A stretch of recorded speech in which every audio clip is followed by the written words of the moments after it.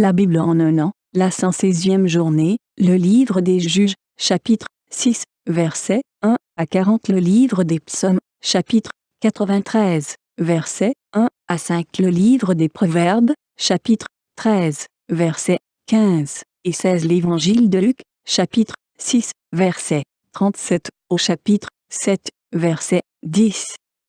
Le livre des Juges, chapitre 6. Les enfants d'Israël firent ce qui déplaît à l'Éternel, et l'Éternel les livra entre les mains de Madian pendant 7 ans. La main de Madian fut puissante contre Israël. Pour échapper à Madian, les enfants d'Israël se retiraient dans les ravins des montagnes, dans les cavernes et sur les rochers fortifiés. Quand Israël avait semé, Madian montait avec Amalek et les fils de l'Orient, et ils marchaient contre lui. Ils campaient en face de lui, détruisaient les productions du pays jusque vers Gaza, et ne laissaient en Israël ni vivres, ni brebis, ni bœufs, ni ânes. Car ils montaient avec leurs troupeaux et leurs tentes, ils arrivaient comme une multitude de sauterelles, ils étaient innombrables, eux et leurs chameaux, et ils venaient dans le pays pour le ravager. Israël fut très malheureux à cause de Madian, et les enfants d'Israël crièrent à l'Éternel. Lorsque les enfants d'Israël crièrent à l'Éternel au sujet de Madian, l'Éternel envoya un prophète aux enfants d'Israël. Il leur dit, « Ainsi parle l'Éternel, le Dieu d'Israël. Je vous ai fait monter d'Égypte et je vous ai fait sortir de la maison de servitude. Je vous ai délivré de la main des Égyptiens et de la main de tous ceux qui vous opprimaient. Je les ai chassés devant vous et je vous ai donné leur pays. Je vous ai dit, je suis l'Éternel, votre Dieu, vous ne craindrez point les dieux des Amoréens dans le pays desquels vous habitez, mais vous n'avez point écouté ma voix. » Puis vint l'ange de l'Éternel et il s'assit sous le térébinthe d'Ophra qui appartenait à Joas de la famille d'Abiézer. Gédéon, son fils, battait du froment au pressoir pour le mettre à l'abri de Madian. L'ange de l'Éternel lui apparut et lui dit, « L'Éternel est avec toi, vaillant héros. » Gédéon lui dit, « Ah, mon Seigneur, si l'Éternel est avec nous, pourquoi toutes ces choses nous sont-elles arrivées? Et où sont tous ces prodiges que nos pères nous racontent quand ils disent, l'Éternel ne nous a-t-il pas fait monter hors d'Égypte? Maintenant l'Éternel nous abandonne et il nous livre entre les mains de Madian. » L'Éternel se tourna vers lui et dit, « Va avec cette force que tu as et délivre Israël de la main de Madian. N'est-ce pas moi qui t'envoie? » Gédéon lui dit, « Ah, mon Seigneur, avec quoi délivrerai-je Israël?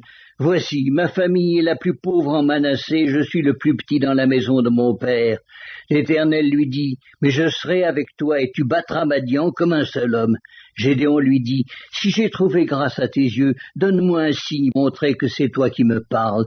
Ne t'éloigne point d'ici jusqu'à ce que je revienne auprès de toi, que j'apporte mon offrande et que je la dépose devant toi. » Et l'Éternel dit, « Je resterai jusqu'à ce que tu reviennes. » Gédéon entra, prépara un chevreau et fit avec un épha de farine des pains sans levain. Il mit la chair dans un panier, le jus dans un poule et lui apporta sous le térébinthe et les présenta. L'ange de Dieu lui dit, « Prends la chair et les pains sans levain, pose-les sur ce rocher et répands le jus. » Et il fit ainsi. L'ange de l'Éternel avança l'extrémité du bâton qu'il avait à la main et toucha la chair et les pains sans levain. Alors il s'éleva du rocher un feu qui consuma la chair et les pains sans levain, et l'ange de l'Éternel disparut à ses yeux. Gédéon, voyant que c'était l'ange de l'Éternel, dit, « Malheur à moi, Seigneur Éternel, car j'ai vu l'ange de l'Éternel face à face. » Et l'Éternel lui dit, « Sois en paix, ne crains point, tu ne mourras pas. » Gédéon bâtit là un autel à l'Éternel et lui donna pour nom l'Éternel paix. Il existe encore aujourd'hui à Ophra, qui appartenait à la famille d'Abiézer. Dans la même nuit, l'Éternel dit à Gédéon, « Prends le jeune taureau de ton père et un second taureau de 7 ans, renverse l'autel de Baal qui est à ton père et abat le pieu sacré qui est dessus. Tu bâtiras ensuite et tu disposeras sur le haut de ce rocher un autel à l'Éternel ton Dieu. Tu prendras le second taureau et tu offriras un holocauste avec le bois de l'idole que tu auras abattu. » Gédéon prit 10 hommes parmi ses serviteurs et fit ce que l'Éternel avait dit. Mais comme il craignait la maison de son père et les gens de la ville, il l'exécuta de nuit et non de jour. Lorsque les gens de la ville se furent levés de bon matin, voici, l'autel de Baal était renversé, le pieu sacré placé dessus était abattu, et le second taureau était offert en holocauste sur l'autel qui avait été bâti. Ils se dirent l'un à l'autre, « Qui a fait cela ?» Et ils s'informèrent et firent des recherches. On leur dit, « C'est Gédéon, fils de Joas, qui a fait cela. » Alors les gens de la ville dirent à Joas, « Fais sortir ton fils et qu'il meure, car il a renversé l'autel de Baal et abattu le pieu sacré qui était dessus. » Joas répondit à tous ceux qui se présentèrent à lui, « Est-ce à vous de prendre parti pour Baal? Est-ce à vous de venir à son secours? Quiconque prendra parti pour Baal mourra avant que le matin vienne. Si Baal est un dieu, qu'il plaide lui-même sa cause, puisqu'on a renversé son autel. » Et en ce jour, l'on donna à Gédéon le nom de Jérubbaal, en disant que Baal plaide contre lui, puisqu'il a renversé son autel. Tout Madian, Amalek et les fils de l'Orient se rassemblèrent. Ils passèrent le Jourdain et campèrent dans la vallée de Jizréel. Gédéon fut revêtu de l'Esprit de l'Éternel. Il sonna de la trompette, et Abiézer fut convoqué pour marcher à sa suite. Il envoya des messagers dans tout Manassé, qui fut aussi convoqué pour marcher à sa suite. Il envoya des messagers dans Hazer, dans Zabulon et dans Nephtali, qui montèrent à leur rencontre. Gédéon dit à Dieu, « Si tu veux délivrer Israël par ma main, comme tu l'as dit, voici, je vais mettre une toison de laine dans l'air. Si la toison seule se couvre de rosée et que tout le terrain reste sec, je connaîtrai que tu délivreras Israël par ma main, comme tu l'as dit. » Et il arriva ainsi. Le jour suivant, il se leva de bon matin, pressa la toison et en fit sortir la rosée, qui donna de l'eau plein une coupe. Gédéon dit à Dieu, « Que ta colère ne s'enflamme point contre moi, et je ne parlerai plus que cette fois. Je voudrais seulement faire encore une épreuve avec la toison, que la toison seule reste sèche, et que tout le terrain se couvre de rosée. » Et Dieu fit ainsi cette nuit-là. La toison seule resta sèche, et tout le terrain se couvrit de rosée. Psaume 93. L'Éternel règne, il est revêtu de majesté. L'Éternel est revêtu, il est ceint de force. Aussi le monde est ferme, il ne chancelle pas. Ton trône est établi dès les temps anciens. Tu existes de toute éternité. Les fleuves élèvent, ô Éternel, les fleuves élèvent leur voix. Les fleuves élèvent leurs ondes retentissantes. Plus que la voix des grandes et des puissantes eaux, des flots impétueux de la mer, l'Éternel est puissant dans les lieux célestes.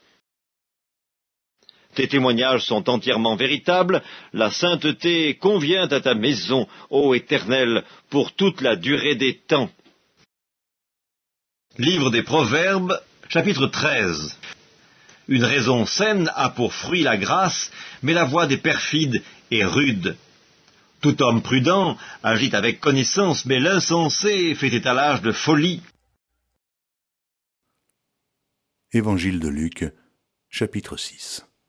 Ne jugez point, et vous ne serez point jugés.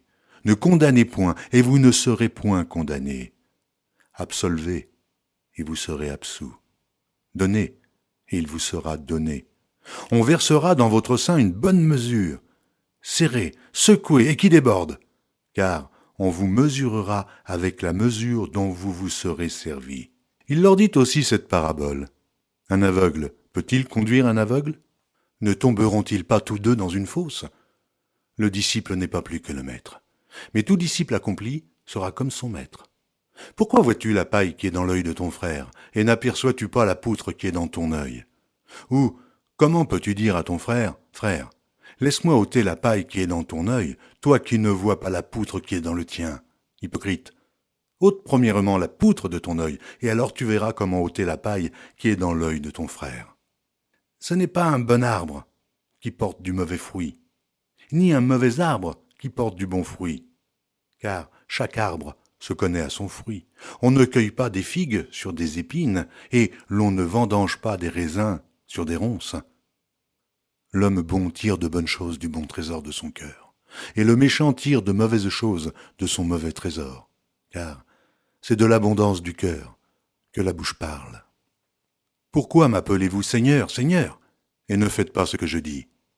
Je vous montrerai à qui est semblable tout homme qui vient à moi, entend mes paroles et les met en pratique.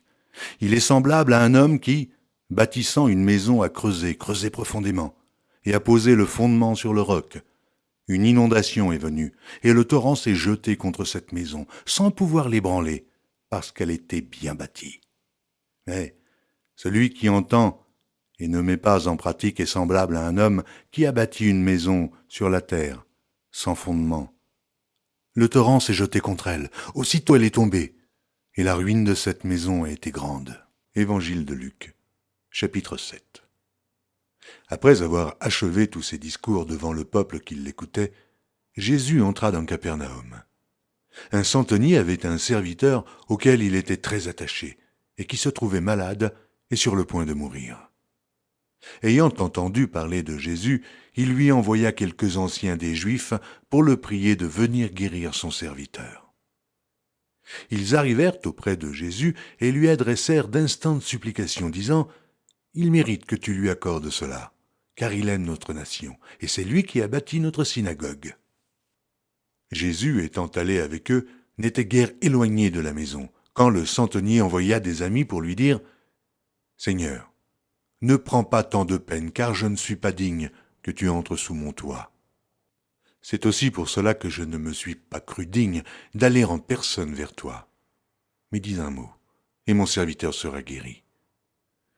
C'est moi qui suis soumis à des supérieurs, j'ai des soldats sous mes ordres, et je dis à l'un, va, et il va, à l'autre, viens, et il vient, et à mon serviteur, fais cela, et il le fait. » Lorsque Jésus entendit ces paroles, il admira le centenier, et, se tournant vers la foule qui le suivait, il dit, « Je vous le dis, même en Israël, je n'ai pas trouvé une aussi grande foi. » De retour à la maison, les gens envoyés par le centenier trouvèrent guéri le serviteur qui avait été malade.